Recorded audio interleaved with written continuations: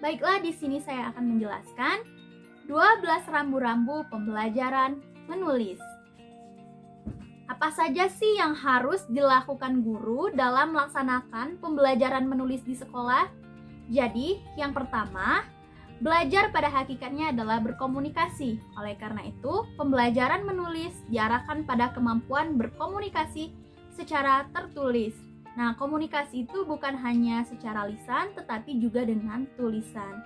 Yang kedua, pelaksanaan pembelajaran menulis sebaiknya disajikan secara terpadu, termasuk aspek pembelajaran lain.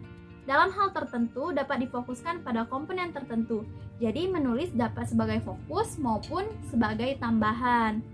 Yang ketiga, pembelajaran menulis harus mengakomodasikan semua aspek bahasa, mulai dari yang terkecil hingga terbesar, termasuk ejaan tata tulis. Jadi aspek bahasa itu kan dibagi menjadi 4. Yang pertama adalah menyimak atau mendengar, yang kedua adalah membaca, yang ketiga berbicara, yang terakhir adalah menulis. Jadi di antara 4 aspek ini kita harus mengakomodasi atau mengkondisikan semuanya. Keempat, pembelajaran menulis diarahkan pada upaya mempertajam kepekaan perasaan siswa, termasuk dalam konteks analitik yang mendalam sehingga diharapkan 2 hal, yaitu berpikir dan bernalar. Jadi kita menulis itu bukan hanya asal-asal atau bebas, tetapi kita menulis itu dapat menghasilkan pikiran, dapat menuangkan ide, dan juga dapat bernalar. Yang kelima, pembelajaran menulis harus diajarkan dengan prinsip mudah ke sukar, sederhana ke rumit, dari sempit ke luas. Nah, artinya kita harus belajar menulis ini berdasarkan tahapan-tahapan. Contohnya dari awalan atau permulaan. Nah, prinsip dari mudah ke sukar ini, contohnya pada saat kita belajar menulis kelas 1 SD dan pada saat kita belajar menulis 1 SMP itu sangatlah berbeda. Contohnya, pada saat kita kelas 1 SD kita hanya diajarkan bagaimana membuat atau menulis nama kita, menulis tanggal lahir kita atau menulis tempat lahir kita. Sementara kita di SMP, kita sudah disuruh mengarang dan lain sebagainya. Dan juga di tahap SMA kita sudah diajarkan bagaimana meresensi buku. Jadi itu adalah tahapan-tahapan menulis. Yang keenam, perbandingan bobot pembelajaran menulis dengan aspek pembelajaran lainnya harus seimbang. Artinya, pada saat kita belajar bahasa itu bukan hanya memfokuskan atau menulis adalah hal yang paling utama, tidak. Kita harus menyeimbangkan 4 poin berbahasa tadi. Antara menyimak kita harus tingkatkan, kita menulis kita harus juga tingkatkan, dan membaca berbicara kita harus lebih ditingkatkan lagi, bukan hanya fokus kepada menulis tetapi semuanya. Yang ketujuh, kegiatan pembelajaran menulis harus menekankan pada kemampuan berbahasa yang mengacu pada konteks atau tema. Jadi kegiatan pembelajaran menulis itu bukan bebas dan asal-asal kita ingin menulis apa, tetapi kita harus mengacu pada konteks atau tema.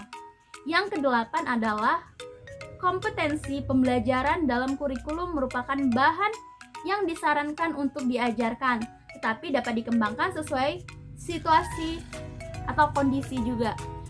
Nah, jadi kurikulum ini sebagai bahan ajar atau bahan yang diajarkan untuk menulis. Jadi kurikulum itu acuannya adalah, indikatornya adalah pemerintahan pusat. Jadi kita harus melihat kurikulum sebagai bahan acuan untuk kita menulis. Yang kesembilan, waktu. Nah, waktu ini adalah keluasan yang diatur. Jadi untuk memperdalam materi, untuk memperdalam tulisan, kita harus memperhatikan waktu. Nah, bisa menggunakan pendekatan komunikatif. Dan kegiatan pembelajaran dapat disetting di luar maupun di dalam kelas. Yang ke-10. Nah, yang ke-10 ini sumber belajar menulis dapat berupa buku pelajaran yang diwajibkan dari sekolah, buku pelajaran yang disesuaikan, buku pelengkap atau kamus, media cetak, dan lain sebagainya. Jadi dengan adanya fasilitas atau sumber belajar, ini kita dapat lebih mengembangkan bagaimana cara kita menulis yang benar. Dengan adanya sumber-sumber, maka tulisan kita akan lebih bervariasi lagi. Yang ke-11 yaitu pembelajaran menulis dilakukan secara kontinu agar anak terampil. Nah, pembelajaran menulis ini bukan hanya dilakukan satu kali pertemuan, tetapi kita lakukan secara berulang setiap pertemuan. Maka dari itu, anak akan menjadi terampil dan lebih baik dan benar lagi dalam menulis. Yang terakhir, penilaian pembelajaran menulis tetap mengacu pada rambu-rambu umum yang memperhatikan berbagai aspek sesuai dengan jenis kegiatan menulis. Contohnya saja, misal di dalam sekolahan itu kita melakukan atau adanya lomba dengan kegiatan lomba karya ilmiah. Nah, di mana kita penilaian pembelajaran penulisan kita ini disesuaikan dengan aspek jenis kegiatan, yaitu memperhatikan aspek-aspek karya ilmiah.